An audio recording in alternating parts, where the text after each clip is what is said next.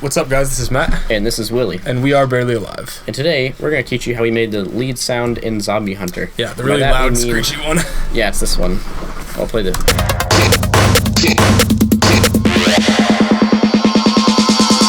Get your ass up. What we doing here? Get your ass. Yeah, so there is the sound in all of its glory. So here we got the massive patch. Now it's actually a really, really simple patch, and you can make this kind of sound with pretty much a low-pitched saw wave and phase mod on top of it. And this one is just I mean square, not saw. Square, yeah, that's right. So this one is a 3-octave down square wave, and it has a 33 up phase mod on it, and this could easily be a different pitch. I think it just sounded good at 33.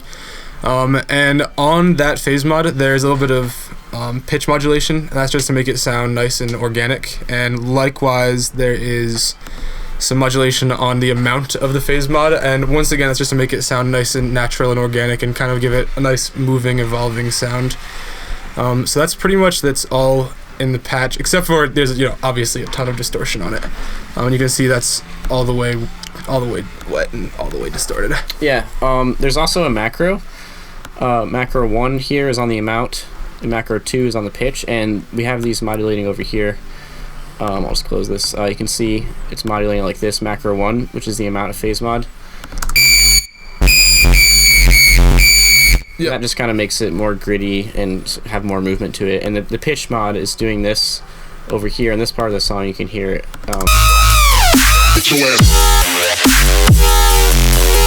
It's actually the exact same patch. Yeah, just at a lower pitch. So we have macro 2 all the way up in the second half. Yeah, and the way that the thing that macro does is it just actually turns down the phase mod. It turns it down. Yeah, you can see it right there. 29 semitones, which is kind of random. Yeah, just completely random. Good. Exactly. A lot of this patch is a little bit random. Yeah. So yeah, without any effects, it just sounds. So it's pretty basic. Yeah, so on top of that sound, just to make it once again sound more organic and natural kind of, we layered on some different kinds of noise. So in this track, we just have some metallic noise in massive. You hear it.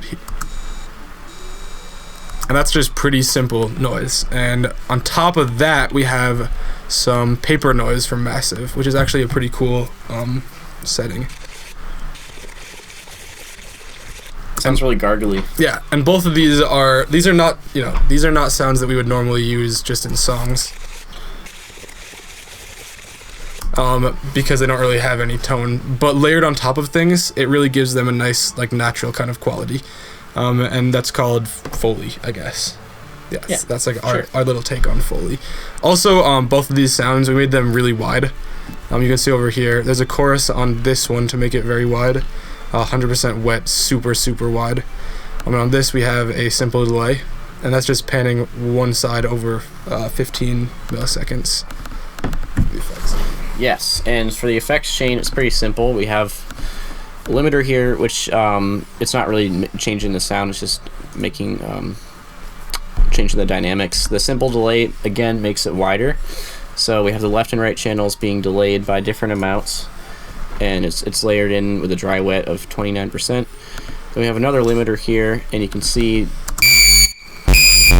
these two limiters, like this one isn't doing actually anything. This one's doing a little bit of compression, but this is just for boosting the sound. Yeah, more than anything, they're both just there to turn it up. Yeah. And the well, this one's actually just compressing, but yeah. And the reverb is there just to give it a more natural sort of tail, sort of like how you would, sort of how like it would sound in a real environment. Yeah, and the way that I've been doing that personally is I don't really put reverb on things that I want to sound dry over 10%.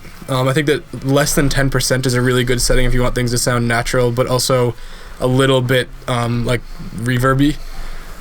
It's just kind of a like organic kind of setting on a reverb. Yeah, and you can use your favorite reverb plugin for this. We use Ableton because we have no problems with it, and yeah, it's easy to use. Easy on the CPU also.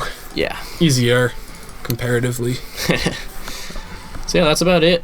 There's not much going on the group bus in the actual song, so this is a very, very accurate explanation of how he made the sound. So I hope you guys learned something from this video and have fun trying out some of these techniques on your own. And wear earplugs. Yeah, protect your ears. All right, thanks guys. Have a nice day. Barely Live signing out.